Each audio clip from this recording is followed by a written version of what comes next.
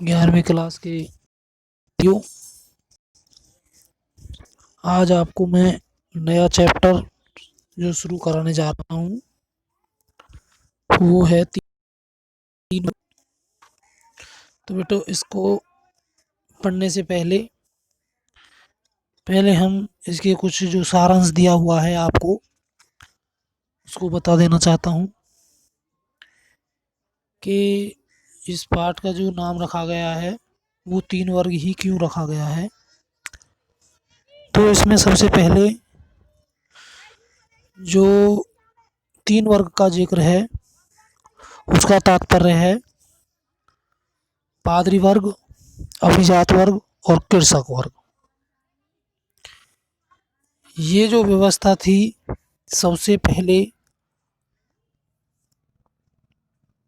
Roman साम्राज्य के अंतर्गत आती थी और धीरे धीरे यह व्यवस्था पूरे फ्रांस में फैल गई और इसका उद्भव 9वीं से 16वीं शताब्दी के मध्य आता है। 9वीं से ये आपका यहाँ पर है 9वीं से 16वीं शताब्दी, 9वीं से 16वीं शताब्दी के मध्य है ये जो आपका आता है। इसकी शुरुआत यहाँ से होती है, यानी साम्राज्यवाद तो पहले भी था परंतु फ्रांस में ये 9वीं से 16वीं शताब्दी के मध्य में आया। इसकी शुरुआत जो थी यानी प्रारंभिक उसमें यूरोप के अंतर्गत जो भाग थे, सबसे पहले फ्रांस, फिर इंग्लैंड और फिर इटली, और उसके बाद धीरे धीरे ये सारी व्यवस्था पूरी यूरोप में फैल गई।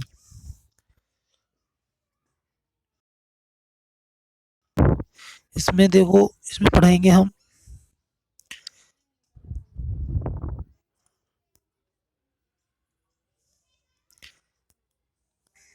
ये जो है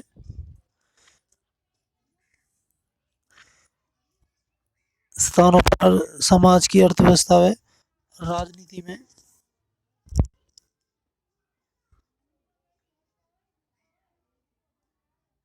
विश्व में यह राजनीतिक परिवर्तन आया। रोमन साम्राज्य में यूरोप में परिवर्तन के दौर से गुजर रहा था।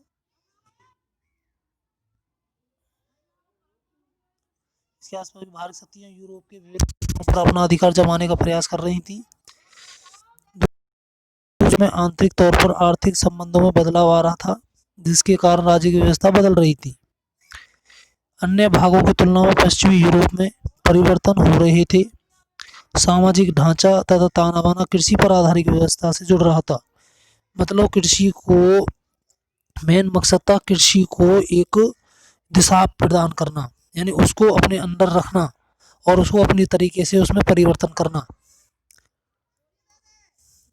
ऐसे में भूमि पर नियंत्रण हो रहा था। समाज की मान्यता व परंपराएं भी नए आर्थिक संबंधों के अनुरूप विकसित हो रही थी, यानी अन्य जो परंपराएं थी समाज में उनका उद्भव हो रहा था, सामाजिक तौर पर भी और राजनीतिक तौर पर भी।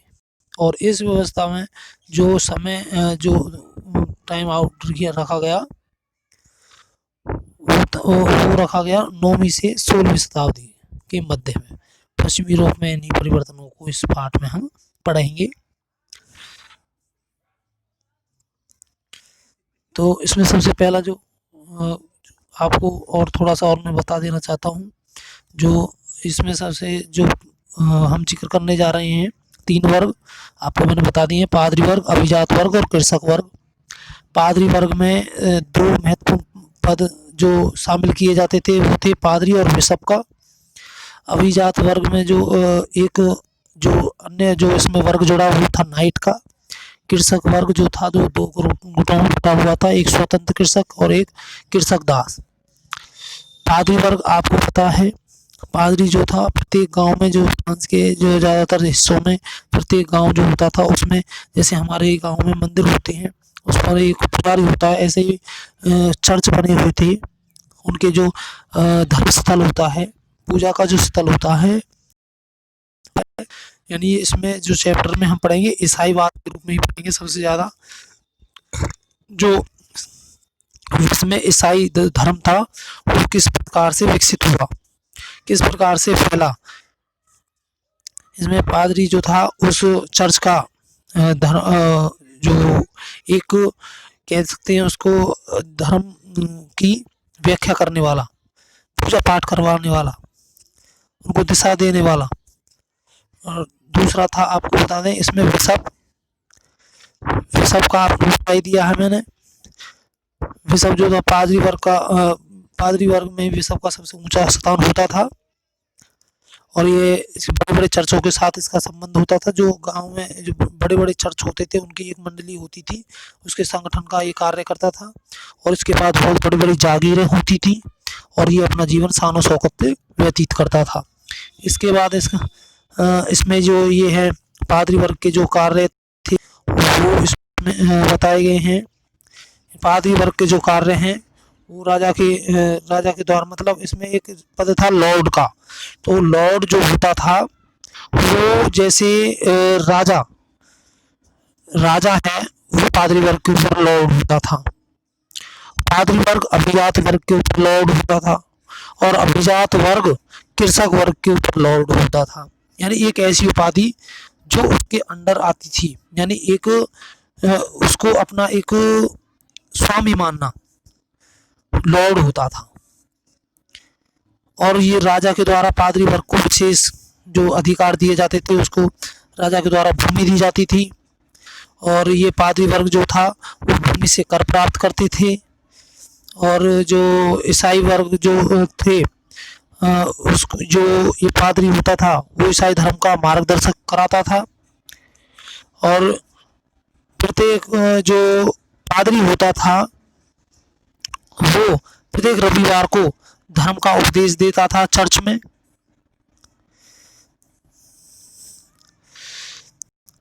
और कोई पादरी, कोई भी जो धर्मोपदेश देने वाला है वो ना तो अपंग हो सकता था, ना ही वो किसी दास बन सकता था, और ना वो कभी कभी शादी कर सकता था।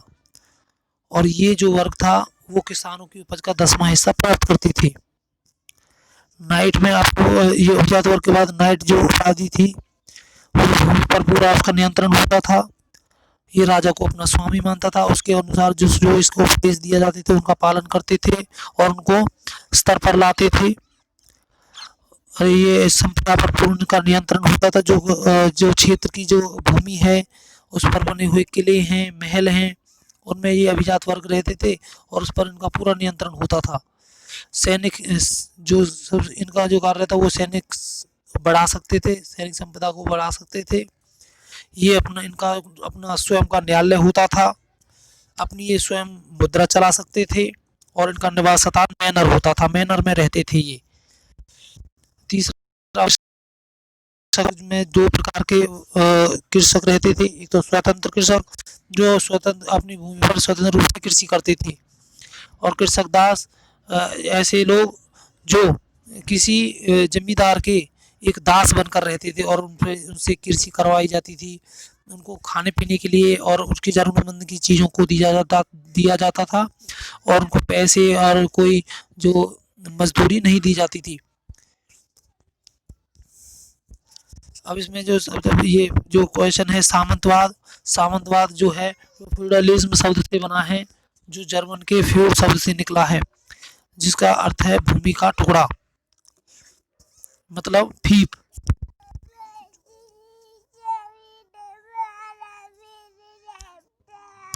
चुप हो जाओ, चुप, नीचे बैठ जाओ, चुप चुप चुप। तो इसमें जब जो है भूमि का टुकड़ा होता था, और ये सबसे पहले जो व्यवस्था थी वो फ्रांस में फैली। इसमें ये क्वेश्चन बता देता हूँ मैं आपको।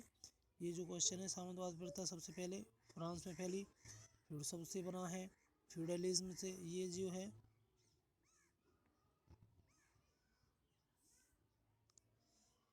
नेक्स्ट क्वेश्चन जो बता रहा हूँ मैं आपको बेटा,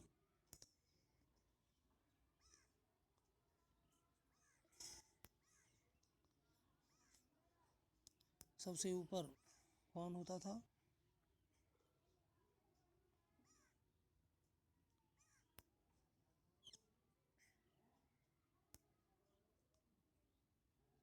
सबसे ऊपर राजा, अभी मैंने आपको बताया राजा से राजा भूमि लेकर। ये जो क्वेश्चन है आपके वो आपको याद करना है, मल्टीपल चॉइस क्वेश्चन है, और मैंने आपको वेरी शॉर्ट क्वेश्चन दिए आज लर्न करने के लिए। और इंग्लैंड और जो फ्रांस थे वो कौन सी जल संरचना के अनुसार अलग हुए, वो हुए थे इंग्लिश चैनल। इंग्लिश चैनल को इनको अलग करने वाला था जो जल संरचना थी।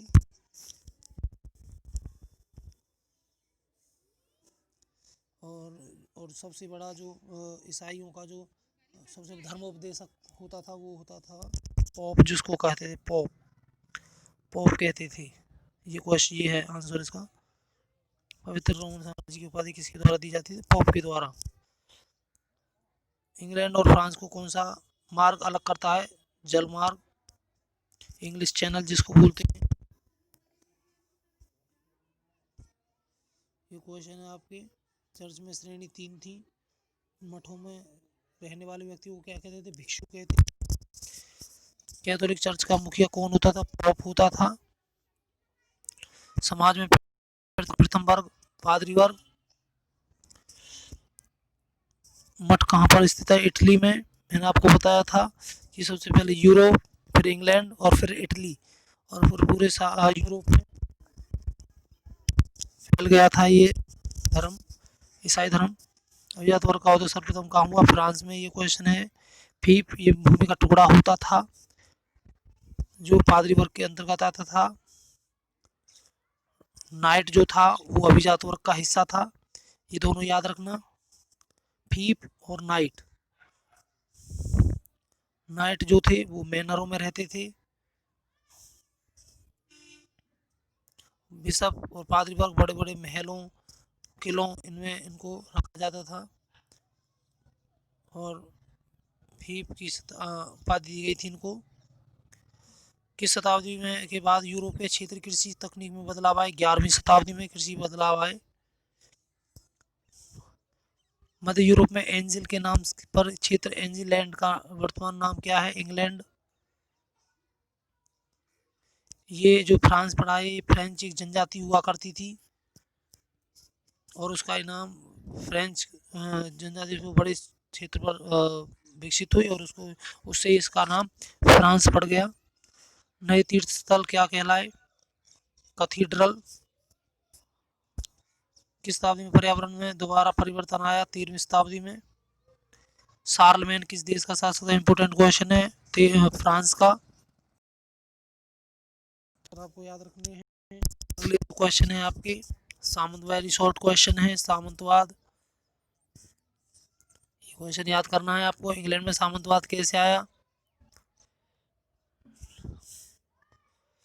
सामंत व्यवस्था में चर्च की स्थिति पर प्रकाश डाले। आपको पहले बता दिया था मैंने। सामंती समाज में चर्च की स्थिति, यानी पहले कैथोलिक चर्च होते थे, यानी जो ईसाई धर्म था वो कैथोलिक में था।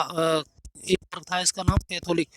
बाद में इसके जो जो श्रेणी थी वो थी प्रोटेस्टेंट। यानी बाद में जब ये इसमें बहुत ज़्यादा भ्रष्टाचार होने लगा तो मार्टिन लूथर ने एक नई श्रेणी का उद्भव हुआ, उसका नाम था प्रोटेस्टेंटवाद।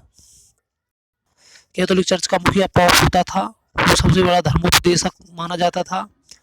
और ये टीथ कर मुख्य रूप से प्राप्त करते थे जो उपज का 1/10 भाग होता था। इसमें क्वेश्चन, अगला क्वेश्चन है मैनर से आप क्या समझते हैं? नाइट, सामंत व्यवस्था में नाइट का क्या स्थान था? मैंने आपको बता दिया है। नाइट की गाथा का कहानियाँ सुनाई जाती थी समाज में। ये जो आपको पता है भूमि पर नियंत्रण करते थे, राजा का स्वामी मानते थे, संपदा पर पूर्ण नियंत्रण होता था इनका, और सैनिक शक्ति बढ़ा सकते थे, अपने न्यायालय खोल सकते थे, मुद्रा चला सकते थे। ये सब कार्य नाइट के होते थे। अभिजात वर्ग का रहने का स्थान जो था मैनर था, आपको पहले भी बता दिया है मैंने। ये क्वेश्चन है, ये आपका होमवर्क है प्यारे बच्चों। आज आप जो क्लास है उस पर आपको और बता दिया जाएगा, और आप डिस्कशन कर लेना मेरे से। कोई किसी के समझ में नहीं आता है तो पूछ लेना बेटा।